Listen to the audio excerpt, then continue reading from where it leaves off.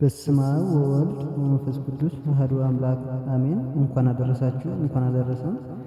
የክርስቶስ ፍቅር አስገድዶን በደሙ የዋጀንን አምላካችን ሕማማትን የምናስብበትና በደጃፉ የምንሰግድበት ወቅት ላይ እንገኛለን። ክሪያላይሶን እያልን የምንማጸንበት ስለኛ የቆሰለውን ጌታ የምናመሰግንበትና የሕማሙን ትርጉም በስግደት የምንገልጽበት መንፈሳዊ ዝግጅት ነው። በዛሬው ቪዲዮአችን በሕማማት ሳምንት የሚደረጉ ስርዓቶች የስግደትን ትርጉምና ክሪያላይሶን እያልን ለምን እንደምንማጸን አብረን እንመለከታለን። እስከ መጨረሻ አብራችሁን ቆዩ። ቀጥታ ወደ አባታችን ሁላችሁም ለጌታችን ለመድኃኒታችን ለኢየሱስ ክርስቶስ ለሕማማት በዓል እንኳን በሰላም አደረሳችሁ። እግዚአብሔር ወዶ ከዚህ አድርሶናል። ይህች ሳምንት የተቀደሰችና ልዩ ሳምንታችን ናት። እግዚአብሔር ለሰው ልጆች የመጨረሻ ስጦታ ያለውን ስጦታ የሰጠበት ሳምንት ነው። እግዚአብሔር አብ አንድ ልጁ ለመስዋዕት ለሕማም ለሞት ተላልፎ ተሰጥቶ ቤዛ ሆኖ ዓለምን እንዲዋጅ የፈቀደበት እግዚአብሔር መንፈስ ቅዱስም በእግዚአብሔር አብ ፈቃድ አንድ ሆኖ የባህሪ ቃሉ የሚሆን ወልድ ሥጋን ለብሶ እንዲታመም መከራ እንዲቀበል የሰው ልጆችን ሁሉ እንዲያድን የፈቀደበት እግዚአብሔር ወልድ ራሱን አሳልፎ በመስጠት ቸር እረኛ ለበጎቹ ራሱን አሳልፎ ይሰጣል እንዳለ በጎ እረኛችን ጌታችን ኢየሱስ ክርስቶስ ራሱን አሳልፎ የሰጠበት የመጨረሻው ውድ የስጦታ ሳምንት ነው። በሕማማት የተደሰተ ሰው በትንሣኤ ሊያለቅስ ይገባዋል ይላሉ 318ቱ ሊቃውንት በፍትሐ ነገሥት ሲናገሩ። ድግስ የለም በዚህ ሳምንት። ይህን ሁሉ አስበን ከጌታ ጋር የምንታመምበት ሳምንት ነው። ከክርስቶስ ጋር የታመመ ሰው ከክርስቶስ ጋር ይነሳልና እነዚህ ሕማማትም ለእኛ ክብሮቻችን ናቸው። ሕማማት ቅዱስ ሳምንት ዓለም ነፃ የወጣባት ሳምንት ናት። ይችን ለማሰብ ተድላ ደስታን ትቶ ቅባት መቀባትን፣ ሽቱ መቀባትን፣ ሴቶች እንደሚገባ የሚያጌጡበትን ቀለበታቸውን፣ ወርቃቸውን፣ ሽልማታቸውን ሁሉ ትተው ያጌጠ ልብስ መልበሳችንን ትተን ጌታዬ ለኛ እንደገና ወደ ኦሪት ተመለስን ወደ ጨለማው ሄድን ማለት አይደለም። ይሄ ሁሉ ሳለ ይህን ሁሉ መከራ ተቀበልክ ብለን ሞቴን አስቡ ብሎ ማቴዎስ 26:26 እንደነገረን ሞቱን ለማሰብ ሕማሙን ለማሰብ ፍቅሩን ለማሰብ ቤተ ክርስቲያን ይህን ሁሉ ስታውቅ ታደርገዋለች። ስለዚህ በዚህ ሳምንት ቤተ ክርስቲያን ተድላ ደስታ ያደረገ በዚህ ሰሞን ጌጥ ያጌጠ ደስ ያለው ይሄን ያደረገ ከሚስቱ ጋር አንድ ወይም ከባሏ ጋር አንድ የሆነ በመኝታ የተገናኘ መብል መጠጥን አብዝቶ የሚደሰት ሰው ቁጥሩ ከአይሁድና ከይሁዳ ጋር ነው ማለት ነው። እና ሰሞኑን የክርስቶስን መከራ እያሰብን ቤተ ክርስቲያን ተግቶ በመዋል በማደር ቀንም ሌትም በ24ቱ ሰዓት የሚነበብ ግብረ ሕማማት የሚባል መጽሐፍ አለ ከሊቃውንት የተሰበሰበ።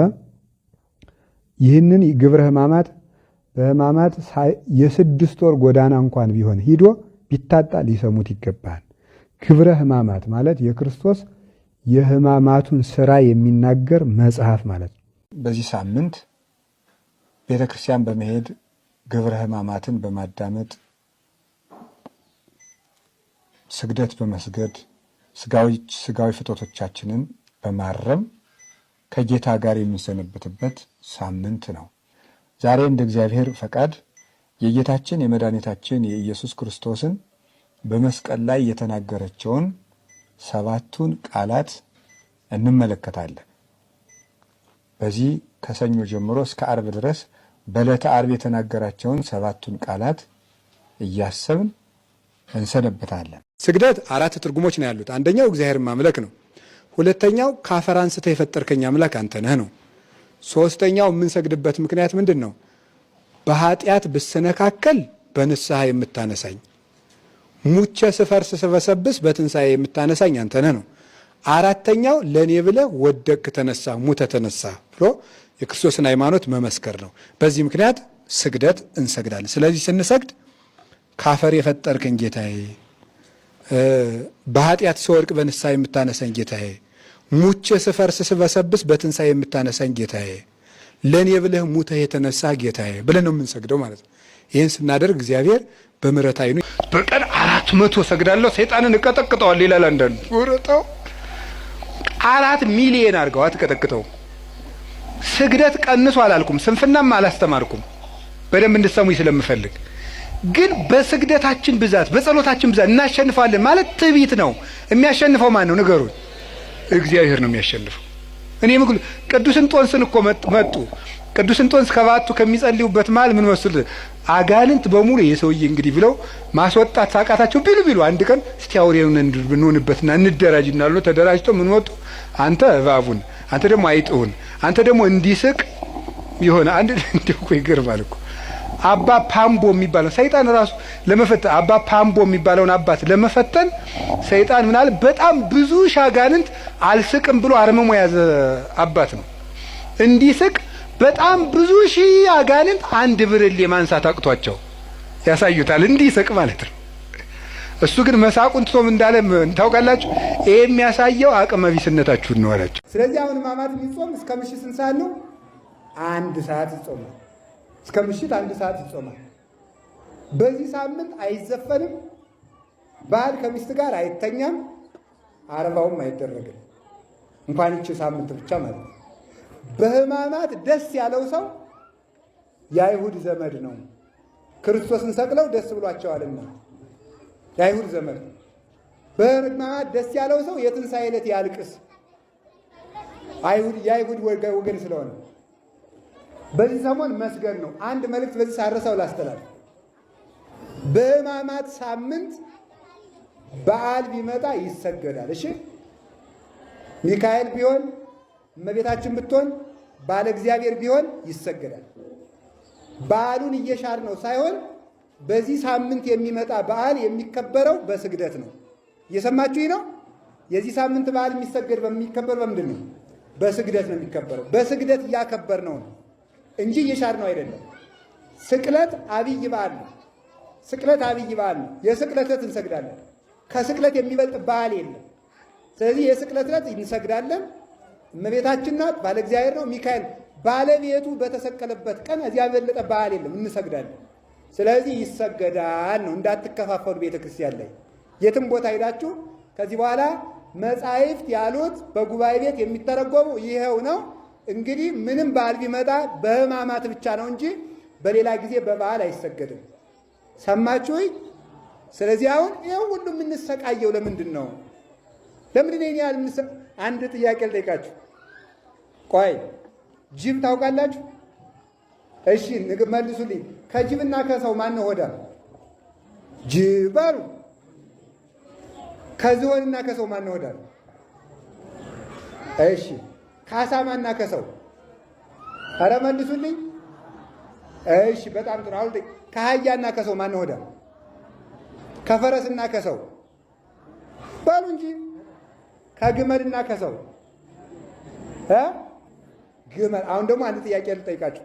ከሰውና ከአህያ ማን ነው ጌታ? ሰው በሉ ደግሞ። ከጅብና ከሰው አቤት። ከአሳማና ከሰው? ከዝሆንና ከሰው? በጣም ጥሩ። አሁን ጌታ ነው ብዙ መብላት ያለበት? አገልጋይ ነው ብዙ መብላት ያለበት? ንገሩኝ እንጂ። ጌታ ነው አገልጋይ ነው ብዙ የሚበላ? ታዲያ የአራዊት ጌታ እኛ ከሆን እኮ እነሱ እንዴት በመብል ይበልጡናል? ይህንን ቅዱስ እንጦንስ ነው የተረጎመው። አሁን እንግዲህ በሎጂክ አምናለሁ እንደሚለው እንደዚህ ዘመን ሰው ቢሆን አይ ይሄ ፌር አይደለም፣ እግዚአብሔር አዳልቶብናል። ምክንያቱም እኛ የጅብ ጌታ ከሆን እንዴት ጅብ ከኛ የበለጥ ይበላል ብሎ ይህንን መብት ብሎ ሊሟገትበት ይችላል። ሰው ሲጀል ጅልነት ሁሉ እውቀት ይሆናል። ምን ማለት ይመስላችኋል? ጅብ ለሰው ይገዛል። ገዡ የሰው ልጅ ግን ከጅብ ያነሰ ይበላል። የሰው ክብሩ ሆድ አይደለምና ይላል እንጦንስ። እስኪ በሉ የሰው ክብሩ በሉ ምን አይደለምና? ሆድ አይደለምና። እኛ ሌላ ክብር ስላለን ለሰማዩ ክብር ስንል የምድሩን እየቀነሰች የምታኖር ቤተ ክርስቲያን አለችን። የሥጋ ፈቃዳችሁን ግዙ፣ ለሐዋርያት ትምህርት ብላችሁ ግዙ። ሐዋርያት ከላይ ሲያነጥፉ እናንተ ከታች አንጥፉ ማለት ሐዋርያት ሲያስተምሯችሁ እናንተ የሥጋ ፈቃዳችሁን ቀንሱ ብሏል። ሥጋችንን ገዝተን ለመዳን ያብቃን። እዚያ ደግሞ ምን አነጠፉለት? የመጨረሻ አንቀጻችን ነው። ዛፍ ምን ናቸው? ዘንባባ።